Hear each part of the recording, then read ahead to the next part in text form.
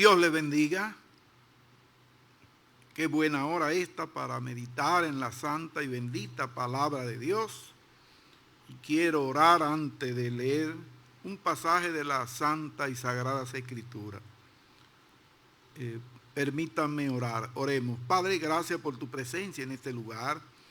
Gracias por tu presencia en cada lugar donde se está oyendo esta palabra y esta oración que estamos haciendo a ti.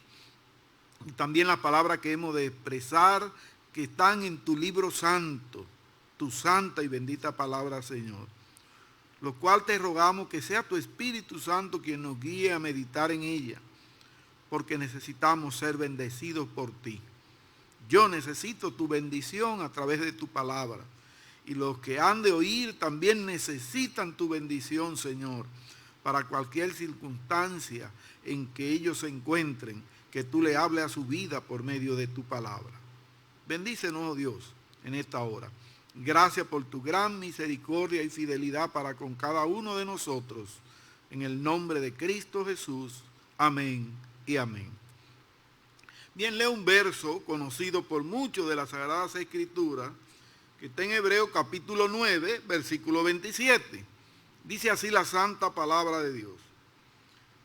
Y de la manera que está establecido para los hombres, que mueran una sola vez, y después de esto, el juicio. Y quiero hablarle acerca del juicio de Dios. Hablar acerca del juicio de Dios es algo que debemos siempre meditar en nuestro diario vivir. Cuando hablamos de juicio, estamos hablando de la facultad que puede tener el ser humano para distinguir entre el bien y el mal, entre lo falso y lo verdadero. Es la capacidad de investigar para poder tomar las decisiones correctas según las leyes establecidas. Ahora bien, no estamos hablando del juicio que el hombre emite. Estamos definiendo lo que es juicio en cuanto a la forma del hombre ver el juicio. Pero aquí queremos hablar del juicio de Dios. Y Dios es el juez. Y como juez que va a emitir un juicio con las leyes que ya Él nos dio en su santa y bendita palabra. Él va a emitir un juicio conforme a lo que Él nos ha dejado para que nosotros andemos de manera justa y piadosamente. ¿Y por qué Dios va a hacer esto? Hay que reconocer la persona de este juicio. Él es soberano. Él es Dios sobre toda la cosa. Él tiene la autoridad para condenar y para liberar. Tiene la autoridad para castigar y para perdonar, porque Él es el dueño y creador de todo lo que hay. Si fuéramos a la palabra de Dios en el Salmo 24, versículo 1 y 2, dice: de Jehová es la tierra y su plenitud, el mundo y los que en él habitan, porque Él la fundó sobre los mares y la afirmó sobre los ríos. Alabado sea el nombre de Dios. La persona que va a emitir un juicio tiene toda autoridad para hacerlo. Y es una persona que en su capacidad es imposible de engañar. Porque Dios, que es soberano, también Dios es inerrante. Él no yerra. Él no se equivoca al emitir un juicio. Nuestro Dios, que es soberano, es inconfundible. Nadie lo confunde tampoco, porque Él conoce lo que hay en lo más profundo de nuestros corazones. Por eso esta misma carta a los Hebreos, en el capítulo 4, el versículo 13 dice: y no hay cosa creada que no sea manifiesta ante su presencia. Dice, la palabra de Dios dice: antes bien, todas las cosas están desnudas y abiertas a los ojos de aquel a quien tenemos que dar cuenta. Gloria a Dios. Esa persona que es Dios, que va a emitir un juicio, sabe todo lo que hay en nuestros corazones. El salmista David no podía decirlo de otra manera, como lo dijo en el Salmo 139. He aquí, aún no está la palabra en mi lengua, y he aquí, oh Jehová, el versículo 4 del Salmo 139 dice, he aquí, Jehová, tú la sabes toda. Y continúa diciendo todavía, en el versículo 5, sigue describiendo la sabiduría del único que conoce todo. Detrás y delante me rodeaste y sobre mí tú pusiste tu mano. Y sigue declarando la sabiduría de Dios cuando él se asombra diciendo, tal conocimiento es demasiado maravilloso para mí, alto es, no lo puedo comprender. Gloria a Cristo. O sea, la maravilla de Dios, del conocimiento de Dios, la sabiduría de Dios, es lo que debe hacernos pensar y reflexionar, que cuando llegue el día del juicio de Dios, debemos de andar firme, debemos de estar a cuenta con Dios. En otras palabras, debemos de haber hecho lo que Él nos enseña en su palabra, para que el juicio no sea para condenación, sino más bien para bendición. Pero quiero que entienda por lo menos 3 o 4 puntos ahora, que esté atento en cuanto a ese juicio de Dios. Lo primero que quiero que sepa es que el juicio de Dios puede ser ahora sobre tu vida. Recuerda, así como Dios dice aquí ahora el día aceptable, en 2 Corintios 6:2, he aquí ahora el día de salvación, también Dios puede emitir su juicio en contra tuya, e incluso aún si tú eres creyente, también Dios puede decidir llevarte ahora también. Y eso no sería un juicio dañino para ti, porque te iría a su maravillosa presencia. Pero ese juicio de Dios que puede venir sobre tu vida ahora, puede pasar como ya pasó en las Sagradas Escrituras. Ustedes recuerdan el pasaje de Hechos capítulo 5, solo lo voy a citar, del versículo 1 al versículo 11, donde Ananías y Zafira fueron muertos allí, porque habiéndose propuesto dar algo para glorificar a Dios, quisieron engañar. Y simplemente debían haber dicho la verdad. Ellos no estaban obligados a dar todo lo que tenían, pero no debían decir que estaban dando, porque dice ahí en el contexto del 1 al 11 que le mintieron al Espíritu Santo de Dios. Déjeme decirle que teológicamente, analizando ese pasaje, muchas personas piensan que entonces estas personas fueron condenados como perdidos. No, porque si le mintieron al Espíritu Santo de Dios es porque eran creyentes.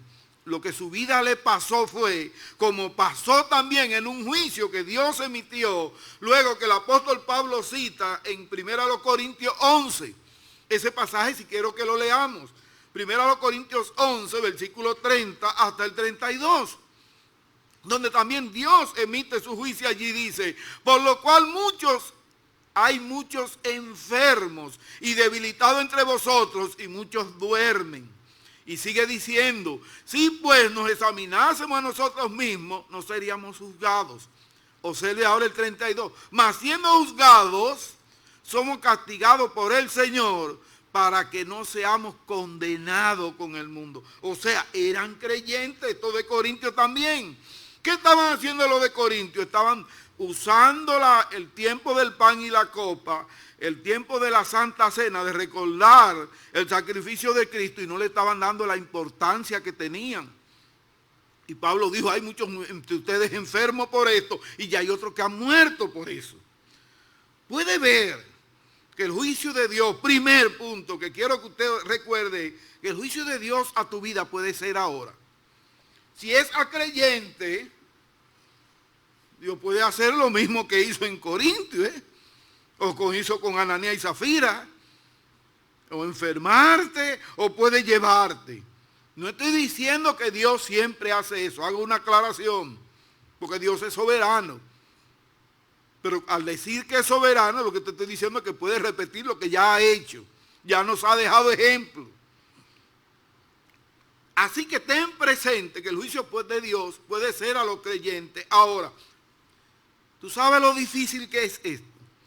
Si el juicio de Dios ahora es contra los inconversos, eso sí me duele. Ah, pues a ti te duelen más los inconversos que los creyentes. No es que me duelen más, es que si ellos mueren, el grito, el llanto por ellos no tiene esperanza, pero el llanto por los creyentes sí tiene esperanza porque nos volvemos a ver. No es lo mismo. El lugar a donde va uno no es el mismo donde va el otro. Por eso te digo que el juicio, si es ahora, el inconverso es el que me duele más, porque ahí termina su esperanza de ver a Dios. Se pierden. Entonces el juicio de Dios puede ser ahora en tu vida. Cuídate. Segundo punto que quiero que tenga presente. Generalmente en la Biblia cuando se habla del juicio de Dios, se habla en tiempo futuro. El texto que leímos al principio, en Hebreos 9:27 dice, y de la manera que esté establecido para los hombres, que mueran una sola vez, y después de esto, juicio. Cuando mueren, después de muerto, cuando llegan a la presencia de Dios, entonces, qué pena será, como diría alguien, cuando tú llegues a la presencia de Dios, y Dios te pregunte, ¿por qué debo dejarte entrar al cielo? ¿Qué respuesta tú tienes para Él? No le digas que porque tú hiciste cosas buenas, porque no vas a llegar. No le digas que tú no supiste que Cristo murió por tus pecados, porque tú no lo vas a engañar a Dios. Por eso es que como el juicio de Dios generalmente es para el futuro, Él te está dando tiempo ahora de que tú tomes la mejor decisión de tu vida. En Apocalipsis hay dos versos que me gustaría ver en Apocalipsis capítulo 20. El versículo 11 y el versículo 15. Porque sigue hablando allí del juicio. En el versículo 11 de Apocalipsis 20 dice, y vi un gran trono blanco y al que estaba sentado en él, delante del cual huyeron la tierra y el cielo, y ningún lugar se encontró para ellos. Ahora el versículo 15, mire qué bien. Y el que no se halló inscrito en el libro de la vida fue lanzado al lago de fuego. Usted ve que el juicio de Dios generalmente está hablando al futuro. O sea, hay que prepararse porque el futuro es seguro. Es algo que ya Dios lo estableció. Y qué pena es de aquel que no se halló inscrito en el libro de la vida.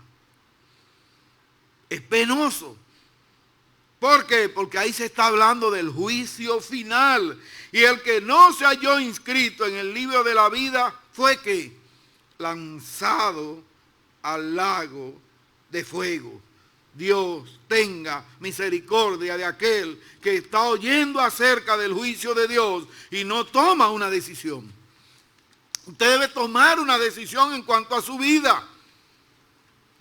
¿Por qué? Porque el juicio de Dios es seguro. ¿Para quiénes? Para todos, aún para los hijos de Dios seremos juzgados. Claro que no seremos juzgados para condenación, porque lo que pasa es algo que usted va a entender un poquito más adelante. Mire, los que son condenados, ese sería el tercer punto que quiero que entienda. Recuerde el primer punto, el juicio de Dios puede ser ahora. El segundo punto, que el juicio de Dios generalmente se habla a futuro. El tercer punto ahora es que los condenados son por sus pecados. Oiga bien, todo el que es condenado es por sus pecados. ¿Qué dice Romanos 6:23? Romanos 6:23 dice, porque la paga del pecado es la muerte. La paga del pecado es la muerte. Mas la dádiva de Dios es vida eterna en Cristo Jesús, Señor nuestro, gloria a Dios. Entonces, son condenados por sus pecados, porque ya Dios le ha dicho que la paga del pecado es la muerte. Y habrá algún otro pasaje. Sí, miren, el mismo Apocalipsis 20:12 dice: y vi a los muertos grandes y pequeños, porque para Dios no hay acepción de personas, Vi a los muertos grandes y pequeños de pie ante Dios. Y los libros fueron abiertos. Y otro libro fue abierto, y el cual es el libro de la vida.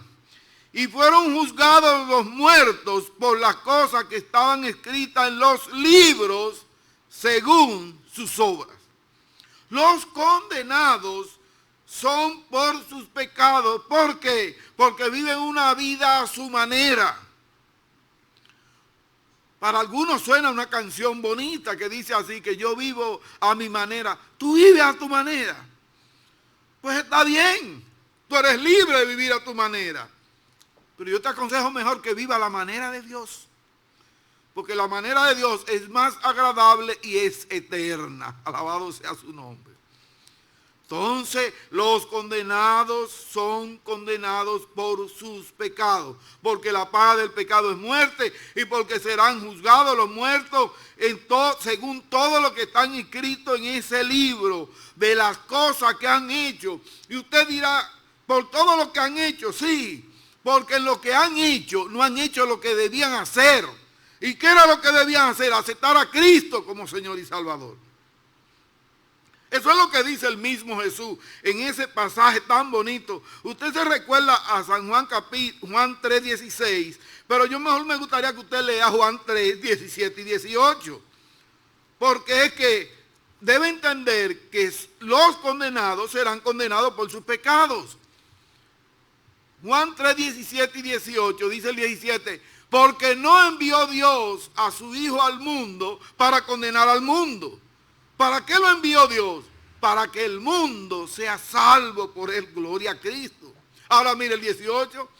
El que en él cree no es condenado. Está clarito ahora. Pero, porque no has creído, ahora dice, el que en él cree no es condenado. Pero el que no cree ya ha sido condenado porque no ha creído en el nombre del unigénito Hijo de Dios. Gloria a Dios.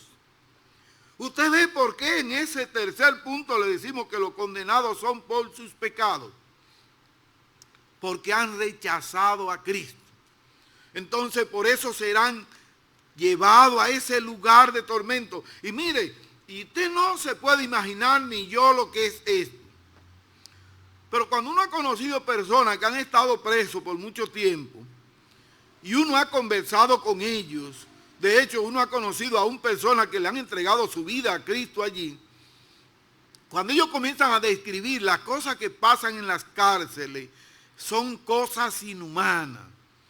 Y usted estar encerrado años en una celda por bastante pequeña y con tantas limitaciones, y a veces, como sucede en nuestro país, en República Dominicana, en donde están casi unos encima de otros, que usted lo puede ver. Yo he visitado la cárcel de nuestro país, he ido a La Victoria, y me he sorprendido de ver cómo se trata al ser humano allí. Oiga, y eso es en cárceles aquí de seres humanos. Imagínese usted esa condenación eterna, donde dice la palabra de Dios que allí estarán Satanás, sus ángeles y aquellos que no han aceptado al Señor como su Salvador. Eso será un lugar de mucho más tormento. Si usted está preocupado ahora por esta pandemia porque no puede salir de su casa, y sin embargo usted se mueve muchísimo, imagínese usted esa condenación eterna, que es lo que dice allí, que dice nuestro Señor Jesucristo en ese pasaje, en el versículo 18. Es lo que está describiendo allí. Fueron juzgados los muertos por sus obras. Y luego él dice, porque no envió Dios a su Hijo al mundo. No lo envió a eso. No era el deseo de Dios que nosotros fuéramos condenados. Ahora, pero el que no cree ya ha sido condenado, verso 18, porque no ha creído en el nombre del unigénito Hijo de Dios. Es más, voy a leerle el 19. Mire lo que dice. Y esta es la condenación, que la luz vino al mundo y los hombres amaron más la tiniebla que la luz, porque sus obras eran malas. Anda. No podemos seguir leyendo, mi hermano. Usted sabe lo que es de escribirle a uno, avisarle, dejarle ver claramente las razones de por qué usted va a ser juzgado por Dios y va a ser condenado si usted no hace u obedece la sana enseñanza de Dios. No tiene sentido, es irracional querer vivir una vida en esta tierra queriendo agradarse a uno o agradar a otros y olvidarse del creador, del sustentador del universo, porque Él es el dueño de todo. Y quien manda en este universo es Dios por encima de todos.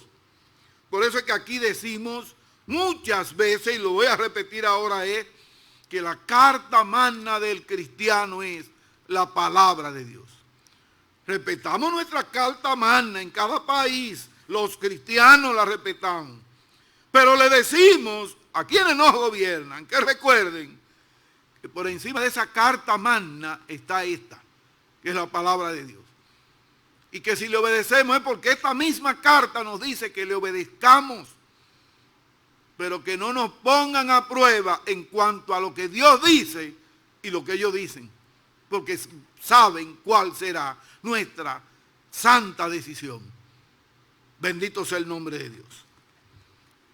Vimos el tercer punto, los condenados son por sus pecados. Pudiera seguir hablando de muchos otros pasajes de las Escrituras, pero prefiero ver otro punto más.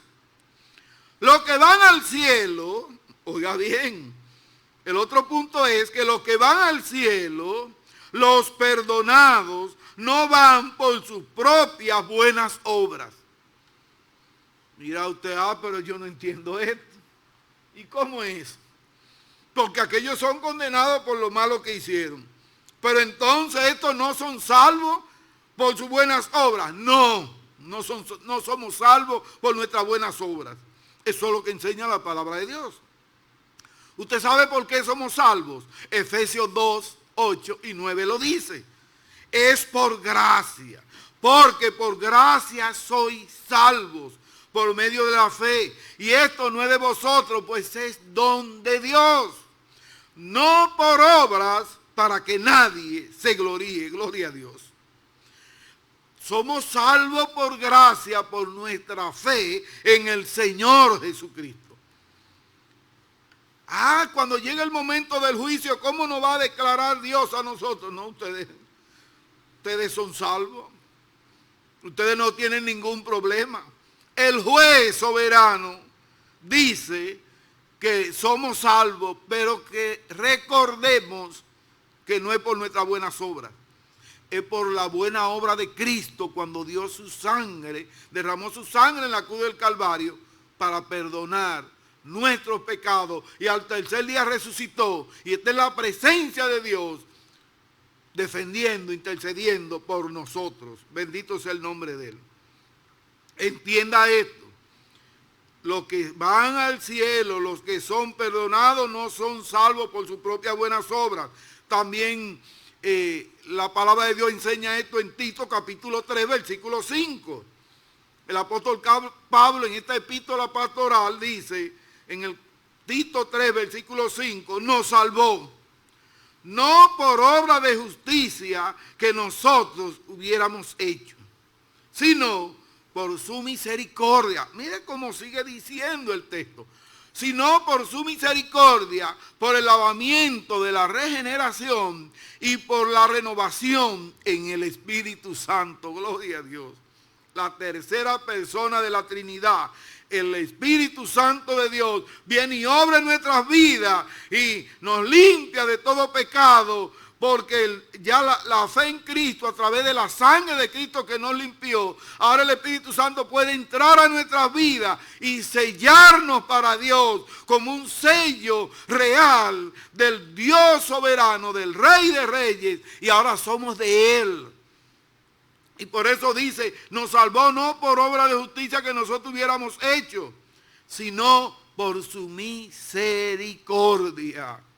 Qué bueno, por el lavamiento de la regeneración y por la renovación en el Espíritu Santo, porque el Espíritu Santo, como dice Juan 16, es quien nos convence de pecado, de justicia y de juicio. Que el que no tiene a Cristo no tiene nada y lo perdió todo y será condenado. Y que el que tiene a Cristo, aunque humanamente crea que no tiene nada, lo tiene todo y es salvo e irá a la presencia de Dios. Y esa es la oferta que tú tienes en esta hora, gratuitamente. Sí, gratis para ti, porque ya Cristo pagó el precio. Por eso sus palabras al final, cuando murió en la cruz, fue que dijo: Tetelestai, la deuda está saldada. Eso es como una gente que debe muchísimo dinero en un banco. Y los acreedores, y que le van a embargar, y que le van a quitar todo lo que tiene, y que según la ley pudieran quitarle, en aquellos tiempos le podían quitar la familia y la esposa y los hijos y ponerlo de esclavo a servicio de los amos porque debía demasiado. Y entonces aparece uno con todo el oro del mundo, porque todo es de Dios. Y dice: yo pago por ese. Gloria a Cristo, mi hermano. Usted sabe el gozo que da eso. Eso nada más da deseo de tirarse a los pies de esa persona y decirle: gracias, ahora yo soy tu siervo, porque tú me has liberado de esta esclavitud que tenía.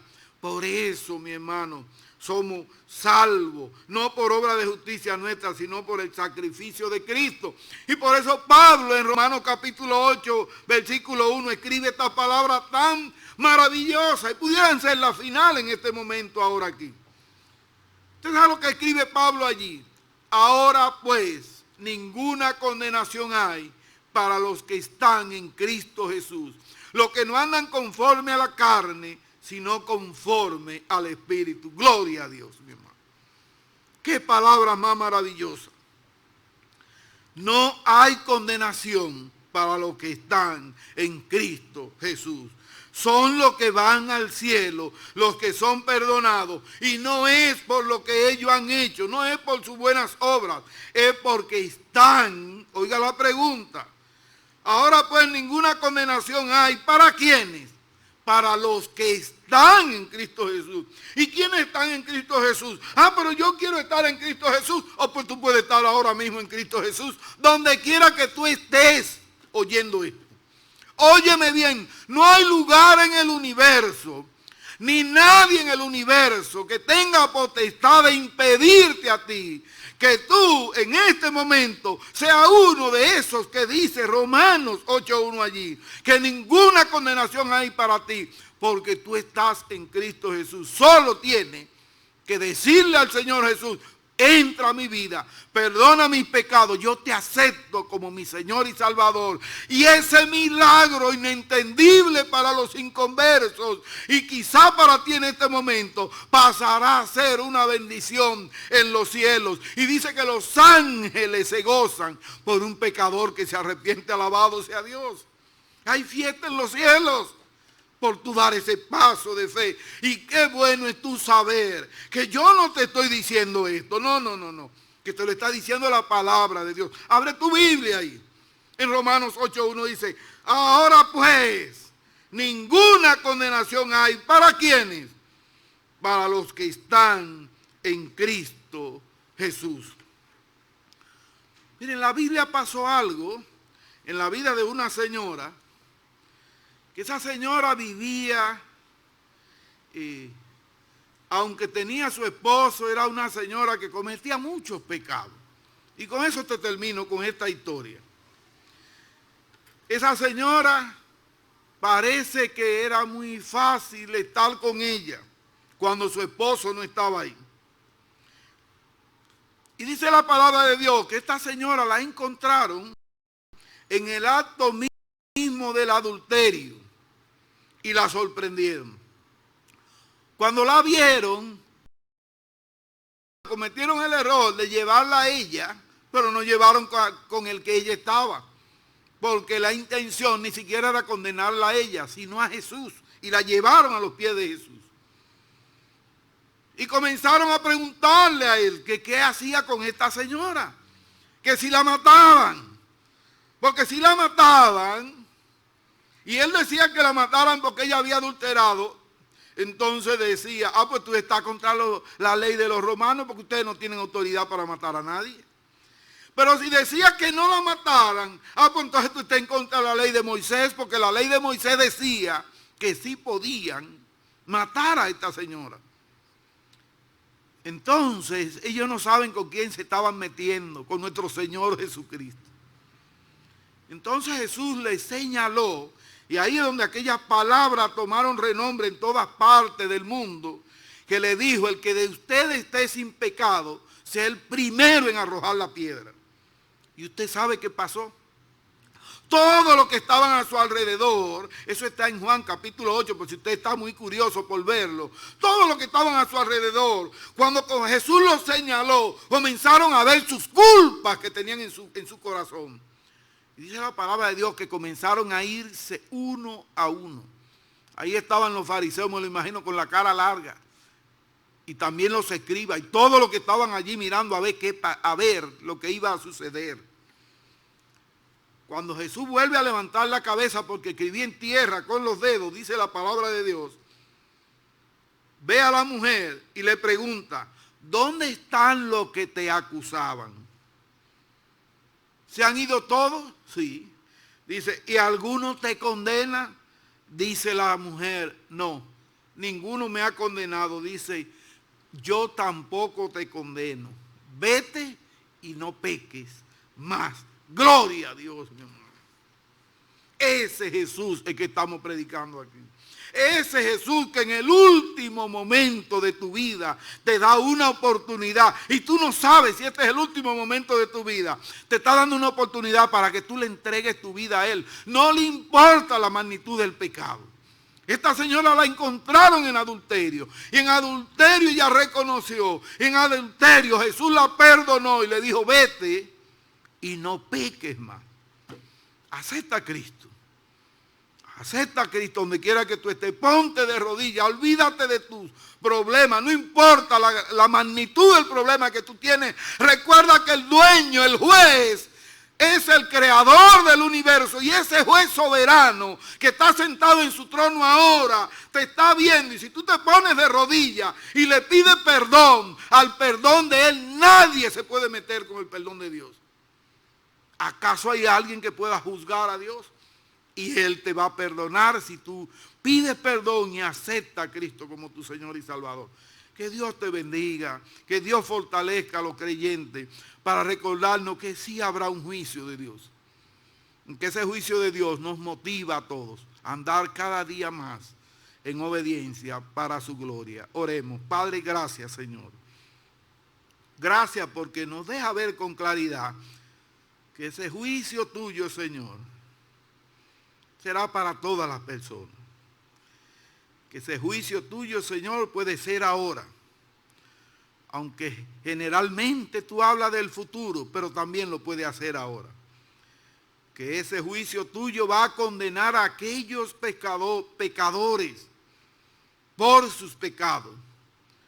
Y que ese juicio tuyo también va a dar bendición y vida eterna a aquellos que han aceptado a Cristo como Señor y Salvador. Y que ese juicio tuyo todavía no se ha ejecutado en lo que estamos oyendo esto, porque tú nos estás dando a todos una nueva oportunidad. Y si hay alguien ahora, Señor Jesús, que tiene el deseo de aceptarte, este es el momento oportuno para que tu gracia también lleve salvación hasta allí. Oh Dios eterno, gracias. Gracias por ser ese juez maravilloso que tú eres. Y te damos gracias en el nombre de tu Hijo amado, nuestro Señor y Salvador Jesucristo. Amén y amén. Dios le bendiga.